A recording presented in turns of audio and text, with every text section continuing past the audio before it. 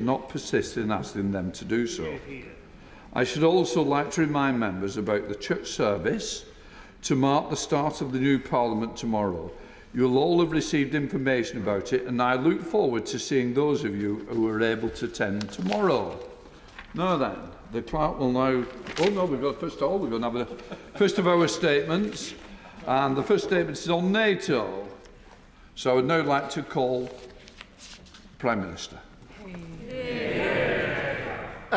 Thank you, Mr. Speaker. Before I start, I would like to pay a short tribute to President Biden, a man who, during 5 decades of service, never lost touch with the concerns of working people and always put his country first. A true friend of the Labour movement, his presidency will leave a legacy that extends far beyond America to freedom and security on this continent. Most of all, of course, in our steadfast resolve to stand by the people of Ukraine. He leaves the NATO alliance stronger than it's been for decades. And with permission, Mr. Speaker, I would like to update the House on my recent discussions with leaders around the world, including at the NATO summit and the meeting of the European political community last week at Blenheim Palace, the biggest European summit in the UK since the war.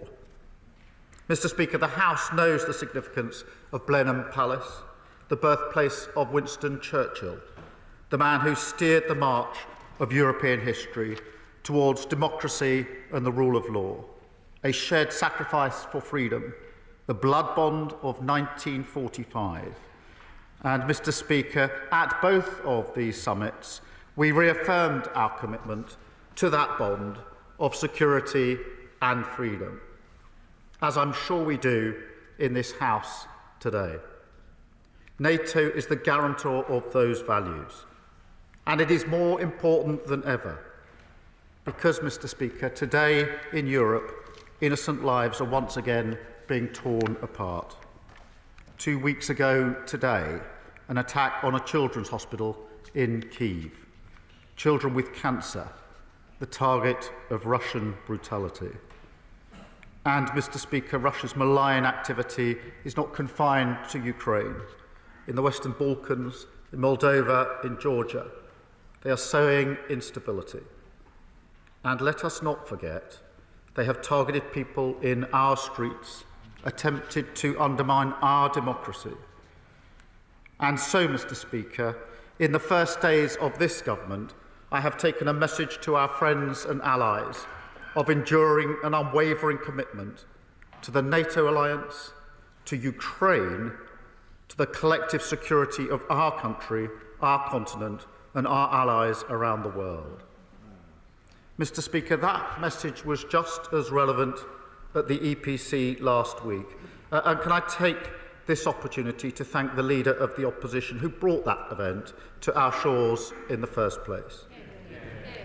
Mr. Speaker, at these meetings, I took a practical view of how the UK can meet this moment, not driven by ideology, but by what is best for our country.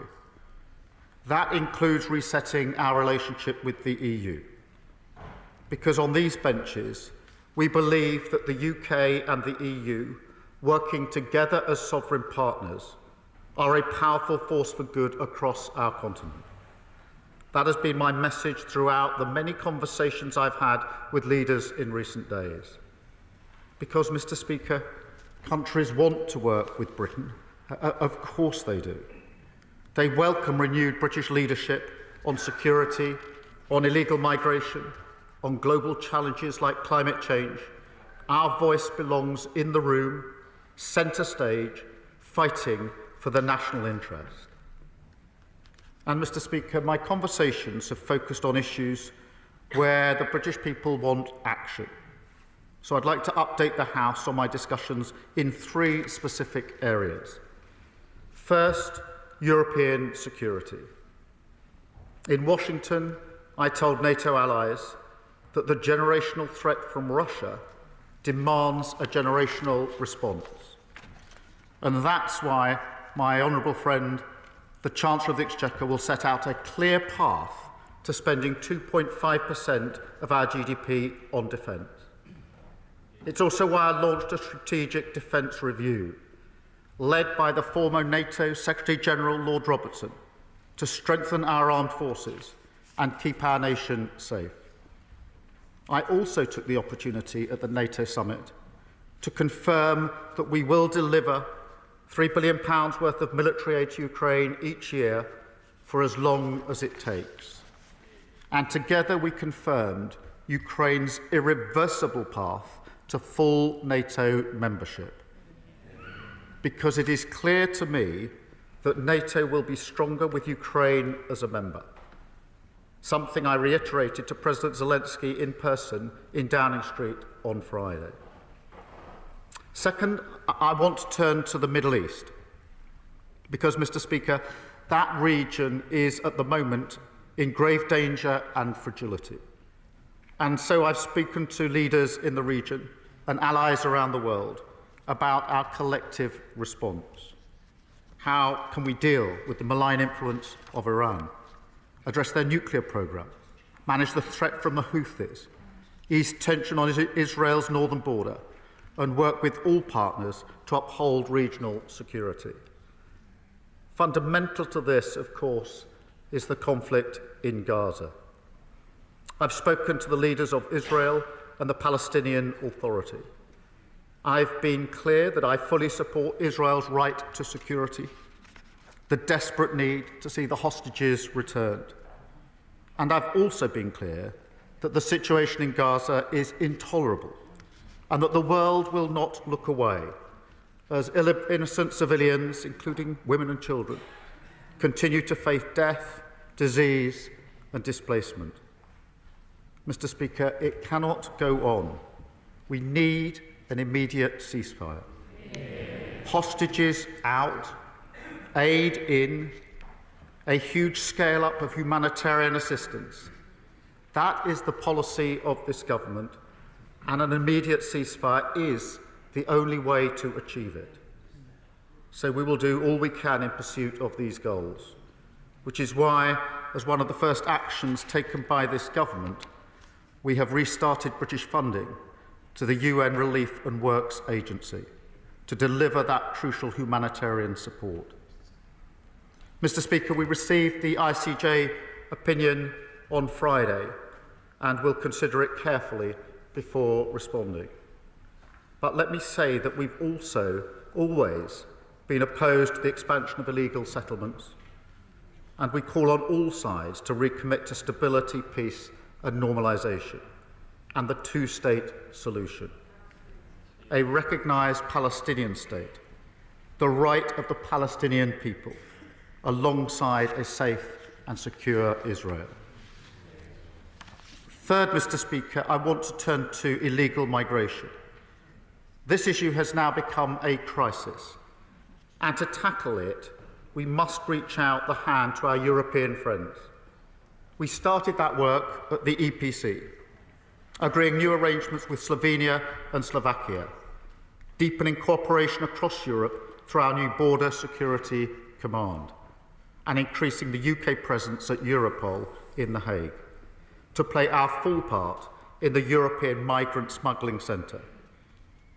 Mr. Speaker, the crisis we face is the fault of gangs, no question. But to stop illegal migration, we must also recognise the root causes: conflict, climate change, extreme poverty. So I've announced £84 million of new funding for projects across Africa and the Middle East, humanitarian and health support, skills training and access to education. Because the decisions people take to leave their homes cannot be separated from these wider issues.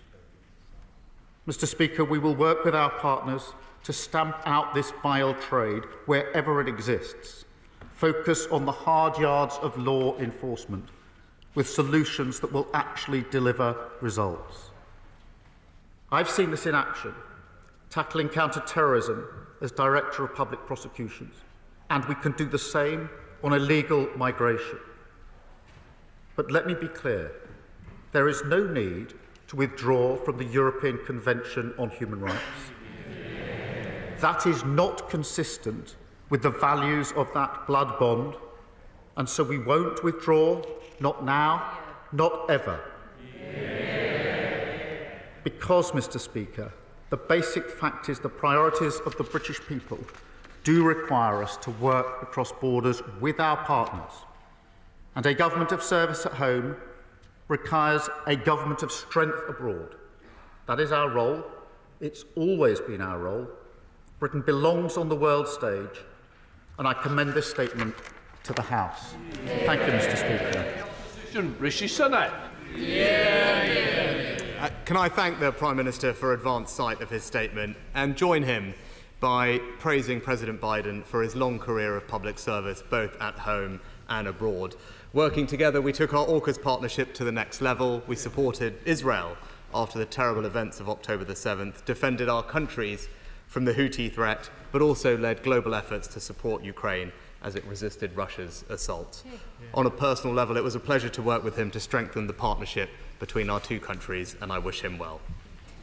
Mr. Speaker, as the Prime Minister indicated, the world is increasingly uncertain, the most dangerous it's been since the end of the Cold War. Russia continues its illegal and brutal invasion of Ukraine. Iran continues with its regionally destabilising behaviour. Both Iran and North Korea are supplying Russian forces in Ukraine as we speak. And China is adopting a more aggressive stance in the South China Sea and the Taiwan Strait. Together, this axis of authoritarian states are increasingly working together to undermine democracies and reshape the world order. And in these circumstances, our alliances take on ever greater importance. And so I commend the Prime Minister on his work with our closest allies at both the NATO summit in Washington and the European Political Community meeting here at Blenheim. Across this House, we built a strong consensus on foreign policy in the last Parliament, and this has stood our country in good stead in this transition. Our allies, particularly Ukraine, know that whilst our government has changed, Britain remains an active, involved and reliable partner. Now, I'm glad that the Prime Minister also shares our view of the value of the EPC community as a forum. I'm pleased and welcome the fact that he did use the summit to discuss illegal migration, because it is one of the most pressing problems facing our entire continent. And when it comes to illegal migration, we all face the same fundamental question: how to deal with people who come to our countries illegally whilst respecting our international obligations. Because, of course, it's not feasible or right to return Afghans to the Taliban, or Syrians to Assad, or Iranians to the Ayatollahs. But nor can our countries accommodate everyone who would like to leave Afghanistan, Syria or Iran and come here. So I was pleased to hear the Prime Minister say that he was a pragmatist and that he will look at what works when it comes to squaring this circle. And I would urge him in his conversations with other European leaders to keep the option of further third country migration partnerships on the table, as other countries have been discussing. Now, I know the Prime Minister is also interested in pursuing a security and defence cooperation pact with the European Union. And here I just urge him to be alert to the trade-offs involved in this, and I hope he can reassure the House that any closer cooperation with the EU will not adversely affect the technological and procurement aspects of our other alliances, such as AUKUS. Because, of course, we're a pillar of European security, as our leadership on Ukraine has shown, but we also have alliances and interests that extend beyond the European continent. To turn next to the NATO summit, it was good to see the alliance reaffirming its commitment to Ukraine, with the UK at the heart of that leadership. And I hope the Prime Minister will keep the House updated on how the new unit to coordinate our collective support to Ukraine will indeed lead to an increase in vital support. And I would urge the Prime Minister to continue stressing to our allies that now is the moment to increase, not pare down, our backing for Ukraine, just as the UK has continued to lead in. Now, in 75 years of its existence, NATO has established itself as the most successful defensive alliance in history. The best way to strengthen the alliance is for the non-American members of the alliance to do more, to show that we do not expect the Americans to bear every burden. And I welcome the Prime Minister's indication that the Chancellor will soon set out a clear path to investing 2.5% of GDP in our armed forces, I hope by 2030. Because this would both show the Americans that the other members of the alliance are serious about boosting our own capabilities, but also show President Putin and our adversaries that we are serious about defending our borders and our allies from any Russian or other aggression. The Prime Minister also spoke about the situation in the Middle East, and we all want to see progress towards a two-state solution, where Israelis and Palestinians can both live side by side in peace, prosperity, and security. But as we make progress towards that goal, our friend and our ally Israel must have the right to defend itself against the threat that it is facing. A threat demonstrated by the drone strike on Tel Aviv at the end of last week by the Iranian-aligned Houthi rebels. So in conclusion, let me thank the Prime Minister for coming to the House today to update us. I can assure him that on these benches, we will work with him on these questions of foreign policy and national security. We will ask questions, we will probe, we will push for answers. That is our duty as the official opposition. But we will always act in the national interest and work constructively with him to ensure the security of our country. Can I thank the Leader of the Opposition for his welcome comments in relation to President Biden? I'm sure will be well received, and what he said about the consensus on foreign policy in relation to Nato and the EPC. I do think that's important, and I'm glad that we managed to get that consensus over recent years, because we are in a more volatile world, and the world is looking in to see unity in the United Kingdom. That is particularly so in relation to Ukraine. And I have commended the role of the previous government in relation to Ukraine, do so again, and took the deliberate decision when I was Leader of the Opposition not to depart on Ukraine, because I took the view and continue to take the view that the only winner in that circumstances is Putin, who wants to see division. And I think that it's very important for Ukraine to see that continued unity across this House. We will, of course, work with others. And in relation to the particular point, the Prime Minister, the Leader of the Opposition, old habits die hard.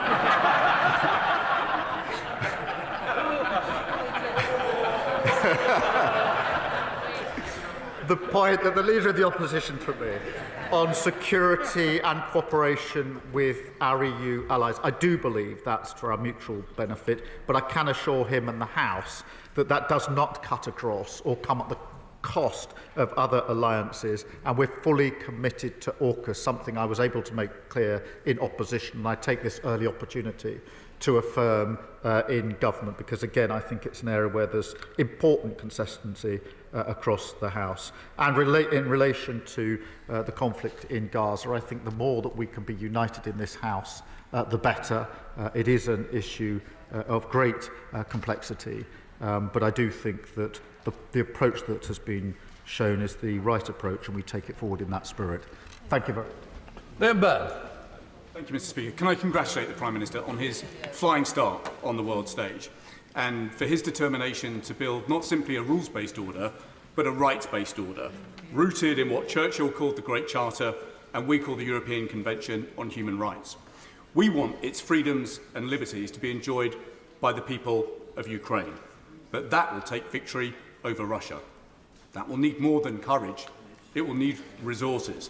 So did the Prime Minister discuss with colleagues internationally the need not simply to freeze Russian assets, but to seize Russian assets and to put them to work in defeating once and for all the tyranny of President Putin?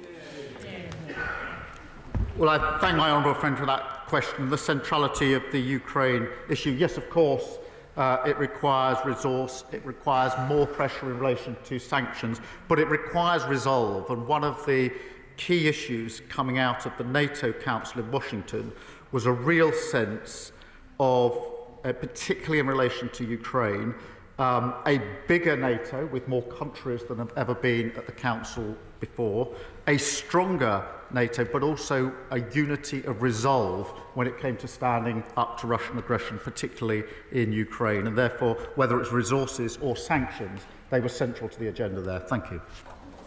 Leader of the Liberal Democrats, Ed Davey. Thank you, Mr. Speaker, and can I thank the Prime Minister for advance sight of the statement.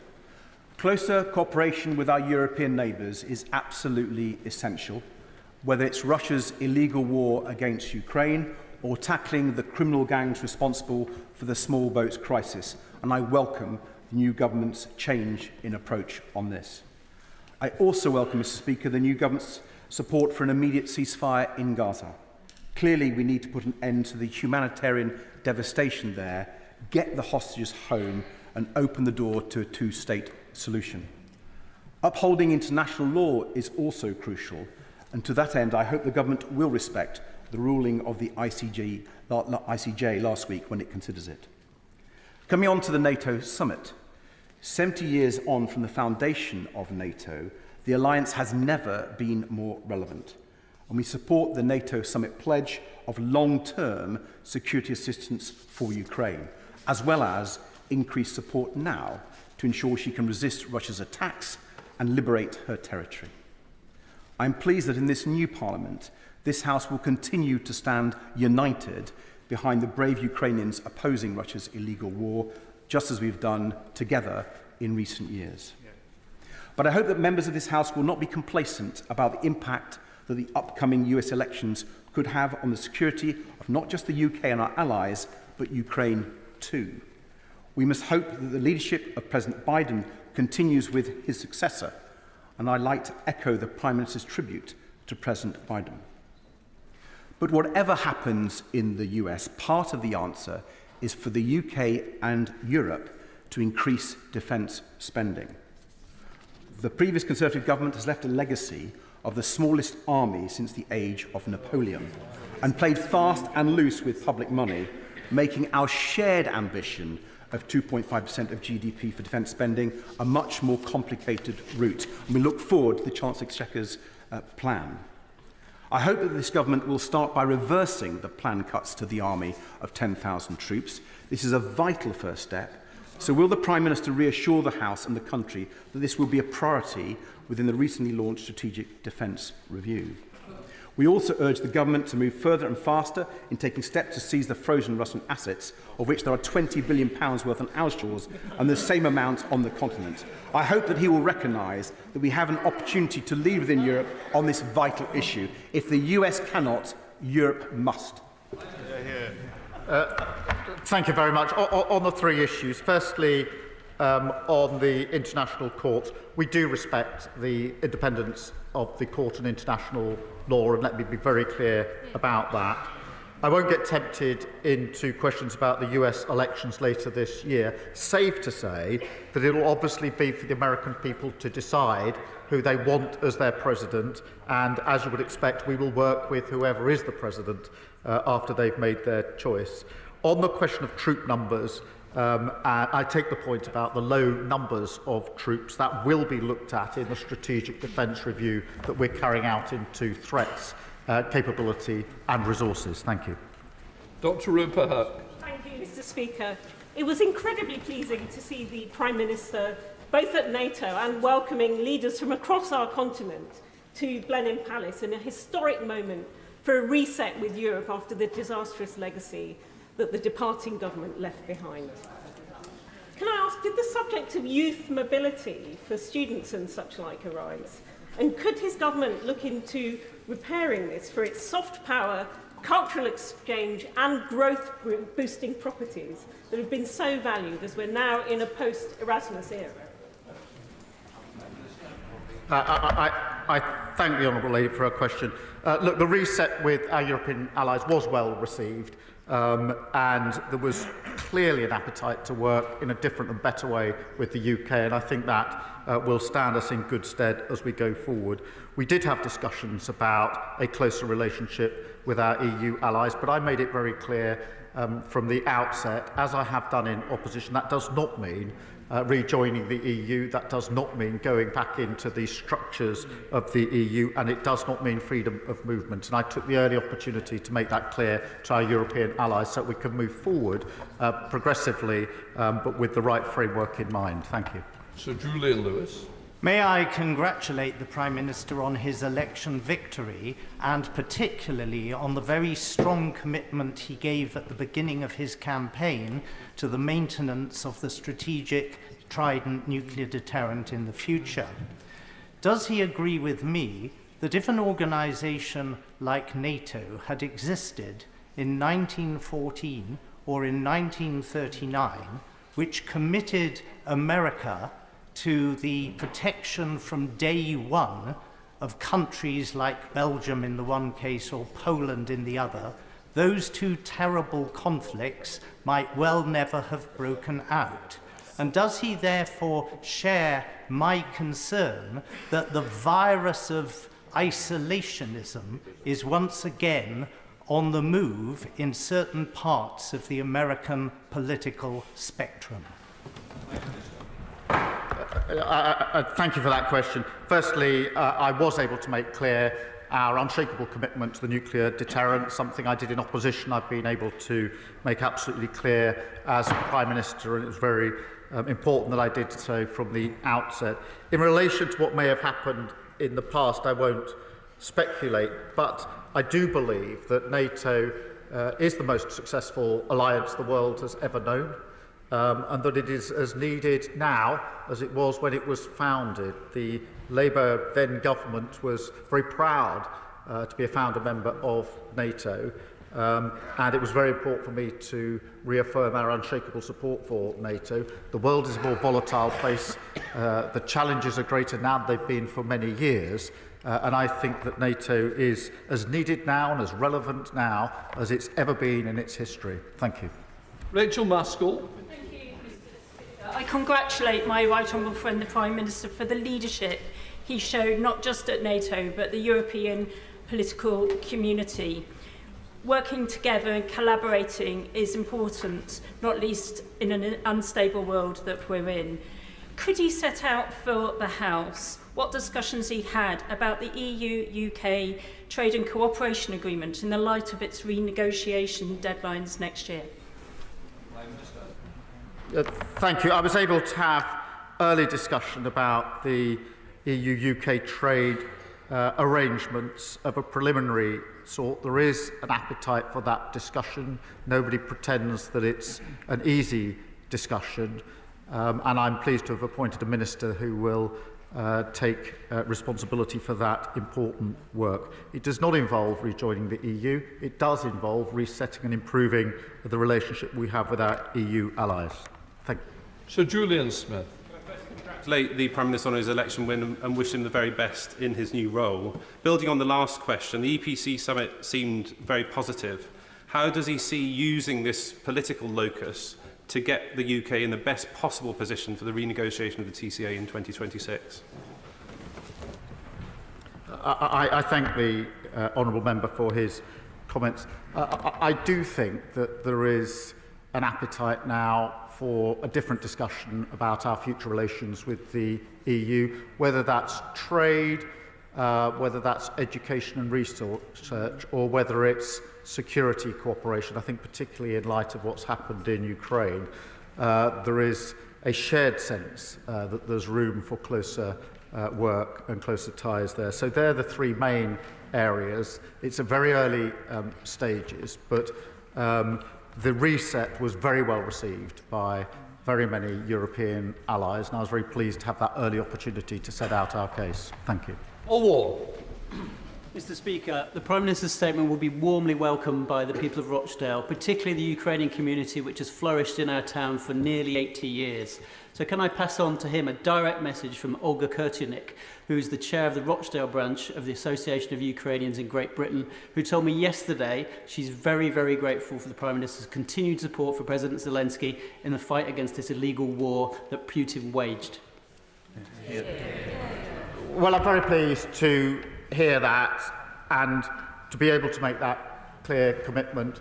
But I do want to emphasise this is the continuation of the work of the previous government, which we fully supported before and fully support now. And therefore, I think what is also important for our communities and certainly important for the international community is to see the unity that we've been able to maintain here in this chamber. The world watches in relation to our unity, and it's very important, therefore, that we maintain it as we go forward. Thank you. Stephen Giffins. Mr. Speaker, and can I add my personal congratulations to the Prime Minister on this election win as well. Mr. Speaker, the international rules-based system is the cornerstone of peace and security. When the Prime Minister talks of a ceasefire in Gaza and implication of the rule of law, what measures is he willing to take to make sure that's implemented? And furthermore, being outside the EU makes us less safe. The populists who want us to turn away from the EU and towards Trump-style isolationism are playing straight into Putin's hands. So what are we doing to get closer to the EU? Hear, hear. Well, on both those points, firstly, in relation to a ceasefire, obviously talks are underway at quite an advanced stage, and we have already urged all sides in the international discussions that I've had to move forward on a ceasefire, because without a ceasefire it's very difficult to envisage the circumstances in which further hostages can come out safely, aid can go in the scale that's desperately needed, but also a ceasefire can be a foot in the door for the beginning of a process, however remote it may seem at the moment, to a two-state solution. In relation to the EU, look, we've got a shared interest in safety and security with our EU allies, and that was very much the topic of discussion we had at the EPC summit last week. George Simons. Thank you, Mr. Speaker. For my constituents in Makerfield, restoring control over our borders is a key issue of concern. It's become a matter of public trust. Does the Prime Minister agree that the new Border Security Command is an opportunity to show how the UK can play a leading role in tackling criminal smuggler gangs? Prime Minister. Yes, I do. And the command is based on the work that I did as Director of Public Prosecutions, working with law enforcement, security, intelligence sharing with our allies in the cases I was working on to deal with counter-terrorism. And I've never accepted the argument that the only gangs that apparently can't be taken down using the same techniques are the gangs that are running this vile trade. There was a real interest in what we were saying at the EPC summit last week, and an understanding that if we do share intelligence, data, strategy and approach, that we can all do more to bring down these vile gangs. Thank you. Sir John Whittingdale. May I welcome the Prime Minister's reiteration that the UK remains the strongest supporter of Ukraine against Russian aggression. But can he say what support we can also give to another former Soviet state, Armenia, both in resolving its conflict with Azerbaijan, but also in pursuing its ambition to move closer to NATO and to the European Union in the face of Russian threats and intimidation? Prime Minister. I'm grateful for that question. This did come up in the discussions last Thursday, as would have been expected, with a joint resolve to provide the support that is needed, the framework that is needed for peace and security across the entire region. And that is something where I do think, again, there's a shared intent with our allies to work together on it, because it is of such importance. Thank you for raising it. Fred Thomas. Thank you, Mr. Speaker. I'm one of 12 newly elected members on this side of the House who've served in the armed forces. And in Plymouth, so many of my friends and neighbours have served as well. And all of us are deeply concerned by the ongoing illegal invasion and inhumane, increasingly barbaric tactics that Russia is using. Will the Prime Minister agree with me that in an uncertain world, one thing we can be sure of is that Ukraine has got no firmer friend than the UK? Yes, I can confirm that and emphasise just how important it is. We did have the honour of hosting President Zelensky at Downing Street on Friday, where I was able to make that clear, but again to take the opportunity that we were building on the work of the previous government, not departing from that work. And I think the support of the UK in particular to Ukraine has been leading, it's been important, it's been provided at difficult times, which has often led to others moving in accordance to the moves that we have made as a country. And President Zelensky is grateful for the role that we have played in the past and that we continue to play now. Dr. Caroline Johnson. My constituents in Sleaford and North Hykeham are very concerned about levels of illegal migration, and particularly people crossing the Channel. And I was pleased to hear the Prime Minister say that he wants to tackle it. He mentioned two measures, £84 million to tackle root causes and he also mentioned the focus, which arguably is already present on law enforcement. There were 1,500 people across the Channel in the last 7 days. How many of those people would he expect to have been deterred by the measures he described? Well, I'm grateful for the question. This is a real problem that we've inherited because not enough attention has been paid to border control, in my view. Record numbers have come this year, and the measures that have been taken by the last government were patently not working. So we need to address that. That's why we've taken early steps to set up the Border Security Command. It's also why we've already moved more staff into the returns unit so it can get on with the job of actually returning those that have no right to be here. 100 staff moved already in the early days of this government. But we do have to recognise that we also need to address the reasons that people move in the first place, which is very much to do with conflict, to do with poverty and to do with climate change. And if we ignore those upstream causes, then we will never fully get to grips with the problem which is so obvious to so many people in this country. Andrew Lewin. Thank you, Mr. Speaker, and thank you to the Prime Minister for his statement. I want to thank him particularly for his commitment to resetting our relationship with the European Union. It is with regret that the deal signed by the party opposite when they were in government did real damage to our economy, put up barriers to trade with the European Union and increased red tape. Will the Prime Minister agree with me that now is the time for a new relationship and to take practical measures to increase our alignment with the European Union, such as the mutual recognition of professional qualifications, so we can help our services and get our economy moving again? Well, I thank my honourable friend for those questions. Look, I don't think the deal we've got is good enough. I think if you talk to any business that deals with the EU, they would complain that it's not good enough for them. It's made trade harder, not easier, and that's a real problem. So we can do better than that. And the EPC was an early opportunity for us to reset our relationship and begin progress towards that better relationship, whether it's in relation to trade or defence and security, which are both very, very important to us. Thank you. Liz Roberts. And I welcome that the Prime Minister says that there is an appetite for a reset in our relationship with our European neighbours. And of course, a core element of collective European security is collective economic security. Here, here. He knows that being outside the single market and the custom union has cost the UK economy almost £140 billion. So how will he remedy this toxic Tory legacy by continuing to refuse even considering rejoining these economic structures? Here, here. I do think the relationship can improve. I think we can have a better relationship, but I don't think we can simply ignore the referendum and go back into the EU. And in the discussions I had with our European allies, none of them were urging us to take that course. They were interested in the argument we're making about a better relationship and how that can work in relation to trade, in relation to education, in relation to security and defence. And that's why I wanted to be very clear from the outset what our approach is. Thank you. Joe Morris. Mr. Speaker, the Hexham constituency, as the Prime Minister will know, is proudly home to the Otterburn Rangers, which has played a key role in training our armed forces for decades. I'd like to know what steps the Prime Minister will take to improve the working relationship between our armed forces and those of our NATO allies.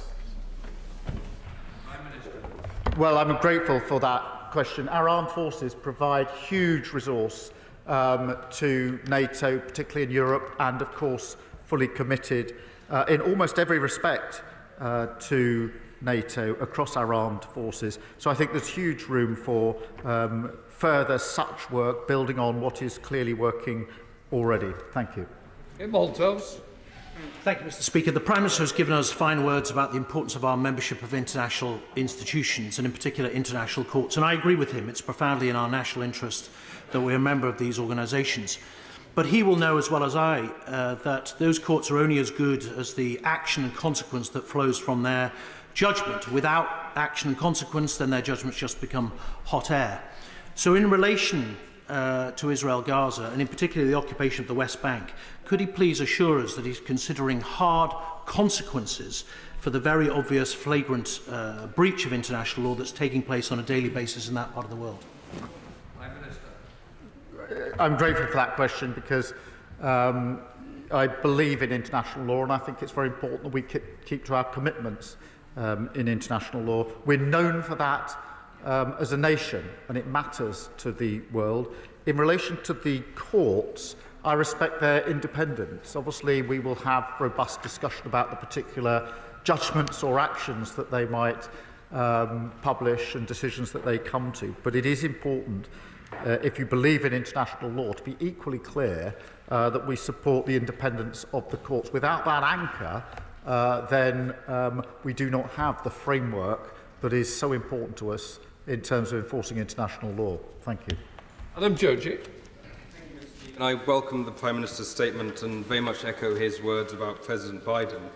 Does the Prime Minister agree with me and the people of Newcastle-under-Lyme that the only way to stop illegal migration and the subsequent tragic loss of life is by our United Kingdom working closely and more closely with our European neighbours to smash the gangs who run this vile trade? Yes, I do. And we've already been able to put further resource into Europol. And the discussions we had about sharing data and intelligence, an overarching strategy on prosecutions, was a very live discussion last Thursday with our European allies who were keen to learn more about what we were proposing and how they could play their part with us to smash the gangs. Because they operate across borders, this can only be done in conjunction with and collaboration with our EU partners. Richard Ford. Yeah. The last government spent quite some time engaging with isolationists in Washington. They sought to influence conservative think tanks in the US that are listened to by Republicans, such as the Heritage Foundation. I appreciate the point that the Prime Minister makes that it is for the American people to decide who governs them later this year. Yet, what more can his government do to stress to Republicans and to candidate Trump that European and American security are indivisible? Well, in relation to the first part of the question, luckily I don't answer for the last government, I answer for this government. On the question, look, we will work with whoever the American people elect in as president, but and specifically on the question, the relationship, the special relationship between the UK and the US is, it was forged in the most difficult of circumstances. It's endured for many years, and I think it is important both to the US and the UK to maintain that special relationship. I've had the early opportunity to make my position clear on this, which again is a continuation of the position of the last government, and that special relationship matters to us, whoever ends up being the President of America. Sally Jameson. Mr. Speaker, does the Prime Minister agree with me that we need a NATO-first defence policy in the face of growing Russian aggression like we've seen in Ukraine? And will he also join me in paying tribute to the Doncaster Ukrainian Centre in my constituency, who have worked around the clock and tirelessly to support Ukrainian refugees, demonstrating the true community spirit of Doncaster? Yeah.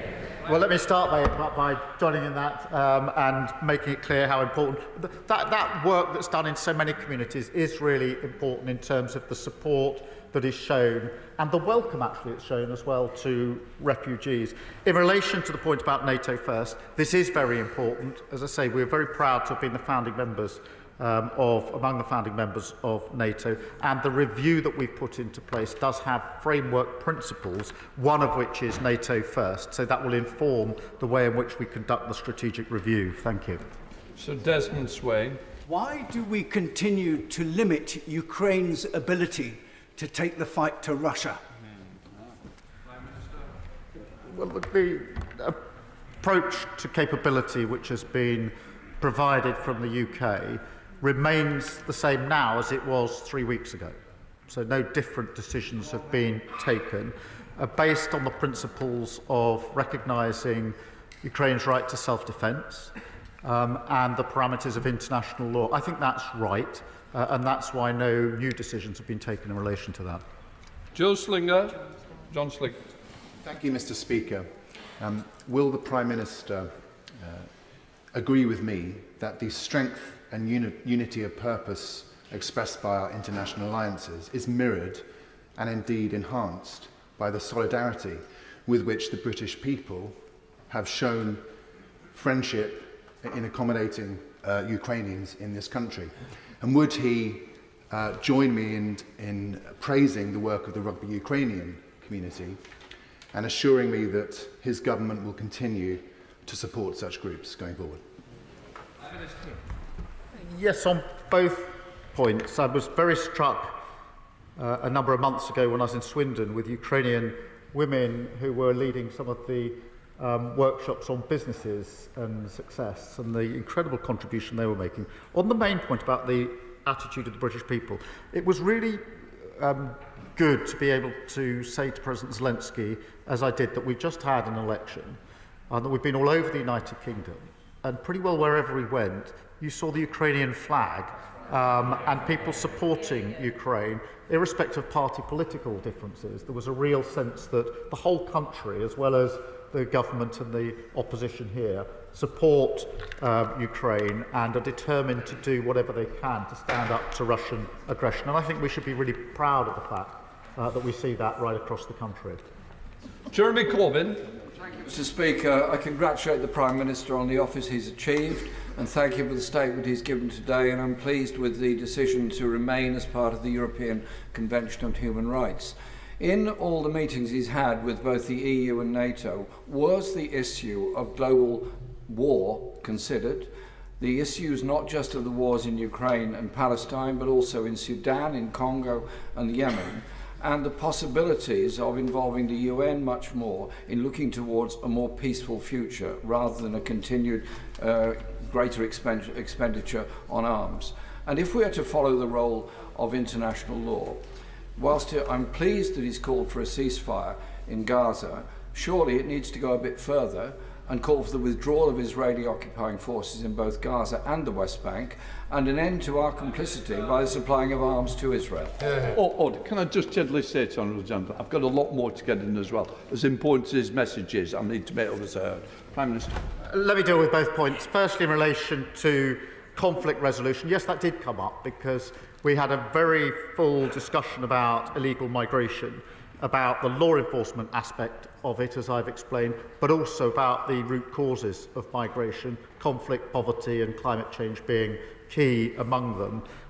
In relation to a ceasefire, look, the prospect of a ceasefire is there. I'm urging all parties to take that opportunity, which is an important foot in the door for the political process that I believe is the only process that's going to bring about lasting peace and resolution in the Middle East, which is why it's so important.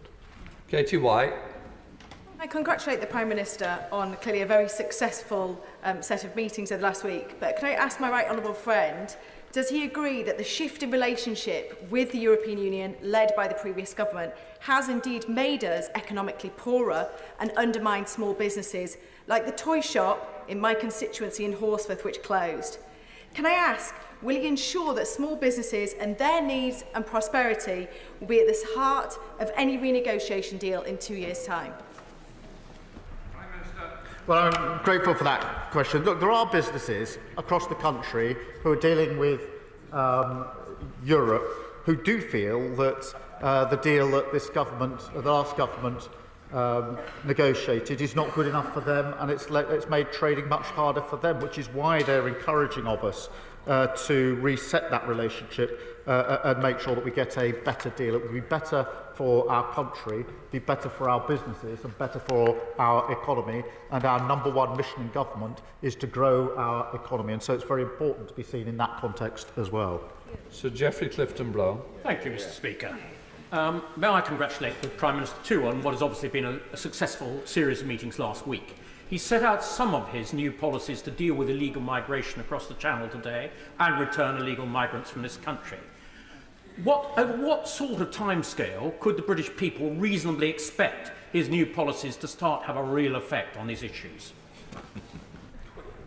Well, we've taken early measures because I know that the British people want to see the impact, they want to see a difference, and they do feel very much that in recent years there's been a loss of control of the borders, and that is a matter of border security and actually a matter of national security. So that is why we've acted quickly to begin the steps to set up the Border Security Command. That is why we've already begun to put more staff in the returns unit and taken the decision in relation to the upstream work that is needed to reduce the likelihood of migration in the first place. They are early steps. I'm not going to put an arbitrary date on it, but I do understand the thrust of the question, which is that this is an area of great importance where the British people want to see a material change in the situation as it now is.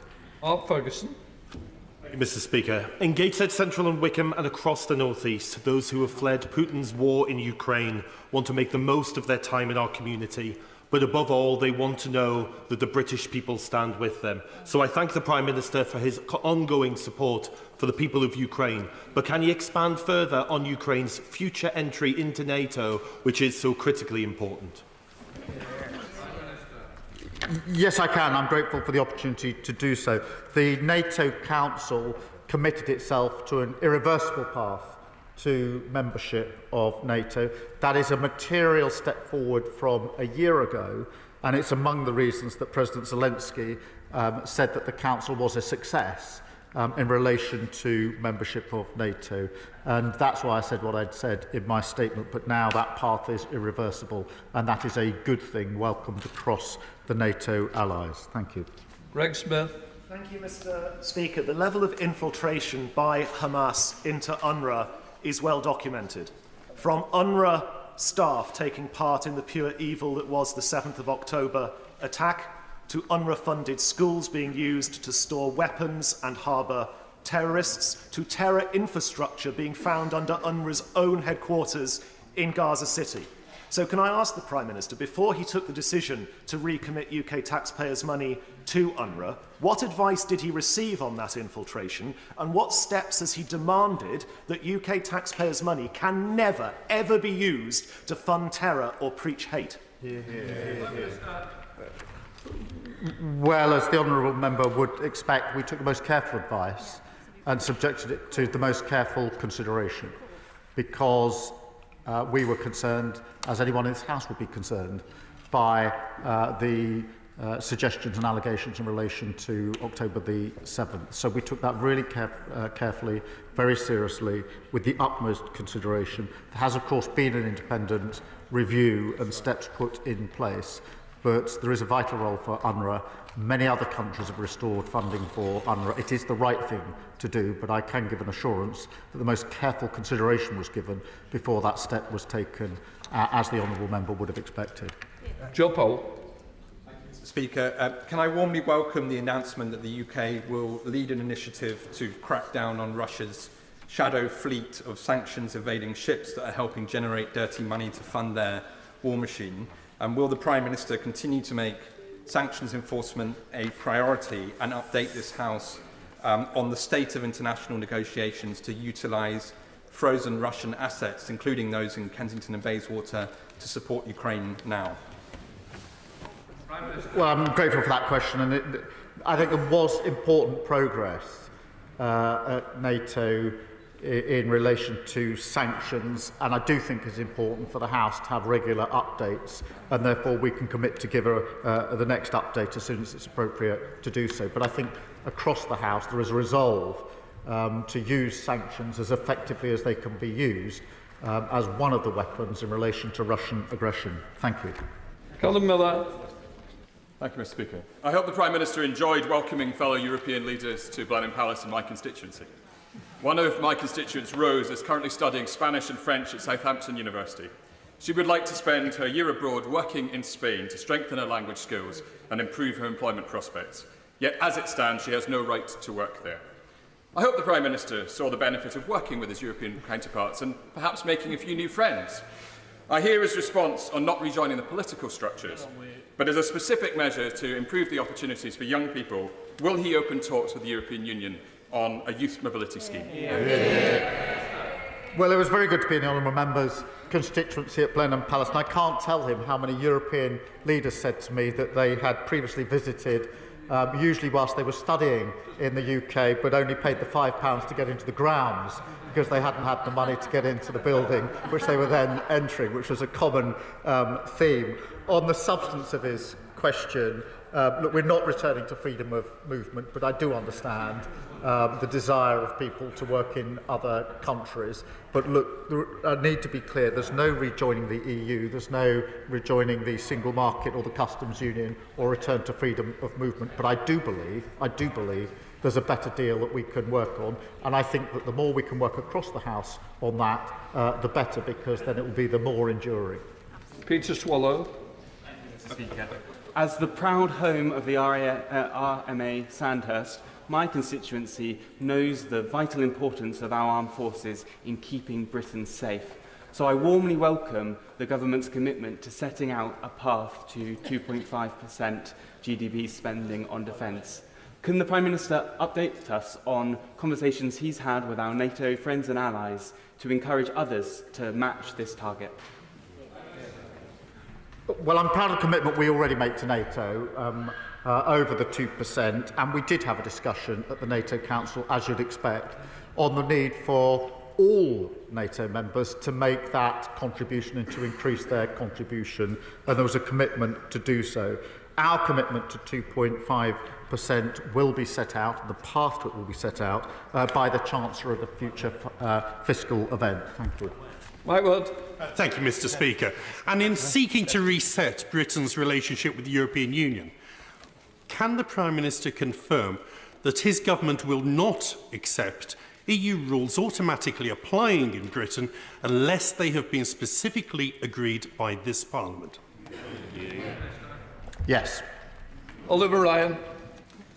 Can I thank the Prime Minister for the leadership that he's shown in his discussions at Blenheim, especially on NATO? I'm proud to see the Prime Minister recommit us to a two-state solution in the Middle East and to an immediate ceasefire in Gaza. Does he agree with me that this conflict is urgent and dire, but needs sober and considerate solutions rather than extreme rhetoric from those who might seek to sow further divisions? Yes, I do, and I'm grateful for that question, because there is the prospect of a ceasefire. It is desperately needed for the reasons we've already discussed.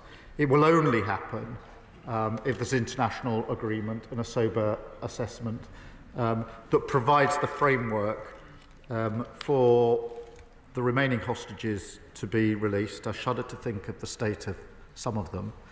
For the aid desperately to be allowed in at the scale it's needed, and for beginning of the process, in my view, the only process that will lead to a lasting resolution of this awful conflict. And I think that it's all of our, not just interest, but duty to do everything we can to ensure that that comes about. That completes the first statement. I'll let the front bench change over.